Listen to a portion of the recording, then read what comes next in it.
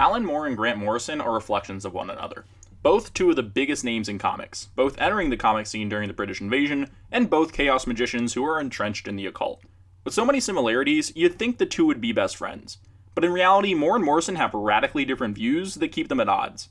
They have plenty of really interesting and out there ideas. Moore believes that humanity will eventually imagine enough new information per second that we will evolve beyond the material world and live in a world of sole imagination. And Morrison believes that all of humanity since the dawn of time is one single organism that is basically a superhero. But I don't want to focus too much on the philosophy of these individuals today. Today, I want to focus on their writing style.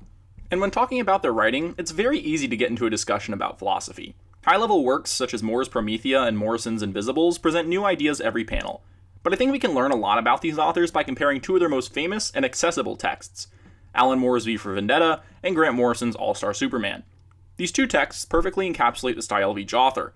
Moore is very obsessed with creating a cohesive story, where every character, setting, and plot point all create a whole greater than the sum of their parts. Everything in a Moore comic is in service to the greater story. There is no fat or filler, there is no tie-in comics. It's a tight, focused story.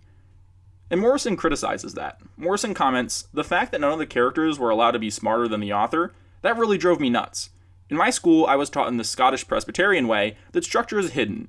You don't see the writer's mechanics. Watchmen, you can't turn the page without him saying, 'Look at me, look at me, look at me.'"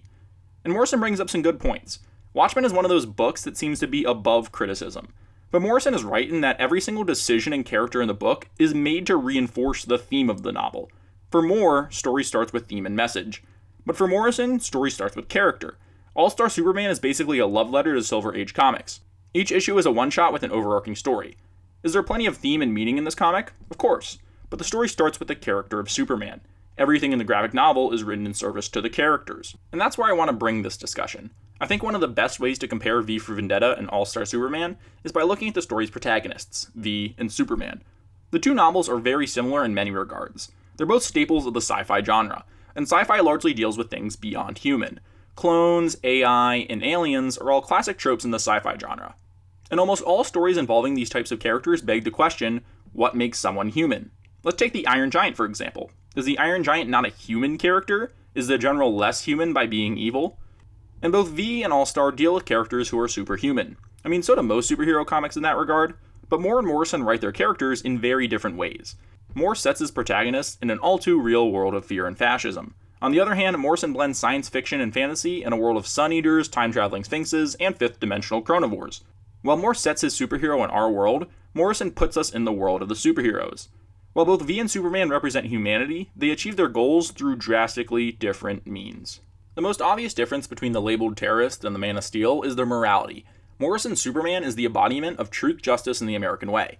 Throughout the novel, Superman stops world-ending threats such as Solaris, but also takes time to help individuals that other heroes might consider too small to worry about. In the 10th issue of the series, Superman rescues a bus, offers hope to a suicidal teenager, and uses his Kandorian friends to cure the cancer of a group of kids. Superman's perfection elevates him to an almost symbolic status of hope and heroism. Bringing in Brad Bird's The Iron Giant again, Hogarth teaches the Giant to be a hero, like Superman. Additionally, Jor-El comments on Superman's heroism, stating, "You've given them an ideal to aspire to, embody their highest aspirations." On the other hand, V is a far more morally ambiguous character. Although V battles against fascism, his methods are far from admirable. Several times throughout the book, V compares himself to the devil. Finch quotes V reciting, "I am the devil, and I come to do the devil's work." Earlier, V confronts Bishop Anthony Lilliman, referencing the Rolling Stones' Sympathy for a Devil. V's questionable morality is also shown through his juxtaposition with fascist leader Adam Susan. After a scene showing Susan's unhealthy obsession with a mass surveillance computer, a similar scene takes place showing V's obsession with Lady Justice. Even though V is morally fallible, his name doesn't stand for villain. The descriptions of good and bad are too simple to place on V. Oftentimes, V argues that his actions are for a greater good. For example, V tortures Evie to show her the importance of the ideals that he battles for. Despite however justified his actions may be, his actions are still reprehensible. While V is willing to commit acts of violence for the greater good, Superman has an unwavering sense of morality. Superman's beliefs, instilled by his parents from Smallville, prevent him from simply killing Lex Luthor for the good of humanity. As Lois Lane points out to Superman, there's always a way, that's what you always say. V is willing to compromise morality for a greater good, while Superman must act as a symbol of morality for others. And this reflects the difference in Moore and Morrison's writing styles. While Morrison embraces the established morality of superheroes, Moore finds it unrealistic. That's why Moore sets his graphic novel in a real setting. Moore argues that in real life, we can't always save the day. The morals of superheroes aren't realistic. In a world as dark and corrupt as the future in V for Vendetta, V's violence is the only answer. While on the other hand, Morrison defends Superman's morality. Another difference between V and Superman is their motivation for their actions. While both embrace human characteristics, Superman embraces his connection to others, while V embraces his belief in individuality. Superman's connection to others is most pronounced in the 6th issue of the series. In this issue, Superman travels back to Smallville, reconnecting with his friends and family. Superman values these connections above all else. Once he realized that his father would suffer a fatal heart attack, he rushes to their rescue. Although this connection to others is most apparent in this issue, Superman's kindness extends to all who he meets. Superman is able to escape the Underverse by befriending Zabaro, and is able to change the minds of Bar-El and Lillo by showing them compassion. Superman even extends his kindness to Lex Luthor, despite Luthor poisoning him with sun radiation. While disguised as Clark Kent, he mentions to Lex that Superman and Lex could have been friends. And when Leo Quinta mentions he could be the devil himself, Superman offers him his DNA, mentioning, "I'd like to think I'm a better judge of character than that.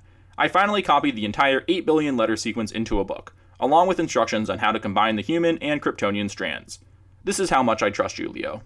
V does not share the same connection to others that Superman does. His relationship with Evie, for example, is problematic in many ways. Instead, V is motivated by his passion for individuality. V's anarchistic philosophy is grounded in the idea that people should be able to choose how to live their lives, not a governing body, one literally comprised of an ear, mouth, and hand. V's beliefs are greatly influenced by his connection to Veronica at Lark Hill. A section of Veronica's message summarizes V's beliefs, stating, "But it was my integrity that was important. Is that so selfish? It sells for so little, but it's all we have left in this place. It is the very last inch of us, but in that inch, we are free." V blames the public for willingly giving up their integrity and freedom in exchange for security. V argues that the public shouldn't give the power to the government, because investing solely in security will remove individuality from life. While Superman is motivated by his connection to others, V is motivated by his belief in individuality. A final distinction between V and the last son of Krypton is their legacies.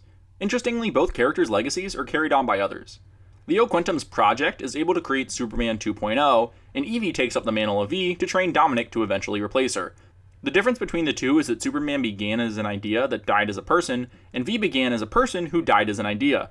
As seen by Siegel and Schuster's creation of Superman on Earth Q, Superman is an idea that every world will eventually create. However, Morrison goes to great lengths in All-Star Superman to show the most human elements of the character. Superman's final act before saving the sun is expressing his love to Lois. This parallels V's dying speech to Evie, which seems primarily concerned with continuing his ideology. In fact, we know Superman survives because he travels back to the past to visit his dying father. Superman's powers give him a literally elevated status that causes others to look up to him. But when Superman dies from his own version of cancer, we see him at his most human. On the other hand, V purposely wants to sacrifice his own individuality to create an idea for the benefit of others. V's Guy Fawkes mask conceals his identity, allowing him to become something greater than the individual. When Evie debates removing his mask in the novel, she ultimately chooses not to because any person behind the mask wouldn't be able to live up to the title of V. V's beliefs on ideas are bluntly stated during his altercation with Finch, when V states, "Did you think to kill me? There's no flesh or blood within this cloak to kill. There's only an idea. Ideas are bulletproof." Even though V fights for individuality, he is willing to sacrifice his own individuality in order to destroy the oppressive government. While Superman is certainly a bulletproof idea, he shows the world that he is human above all else. V, while certainly a human, looks to transcend humanity to inspire others. Both stories follow a superhuman character, but their morality, motives, and legacies show Superman and V are vastly different characters. Morrison's Superman, which is largely influenced by his connection to the character as a kid, is a shining beacon of morality that shows his humanity by his connection to others. Moore's realistic take on a superhero is willing to compromise his own morals if it means achieving his goals of spreading individuality. Both works add something different and thought-provoking to the genre. These two works are exemplary of their authors' writing styles and beliefs. And while they're drastically different, they are both equally amazing. Moore and Morrison are both exceptional writers. They're both big names in comics for a reason. Even if you think Morrison's work isn't realistic enough, or you think Moore's stories are too dark and dreary, they're both amazing additions to the superhero and sci-fi genres. So when it comes to Moore versus Morrison, the winners are us, because time and time again, we keep getting these amazing stories.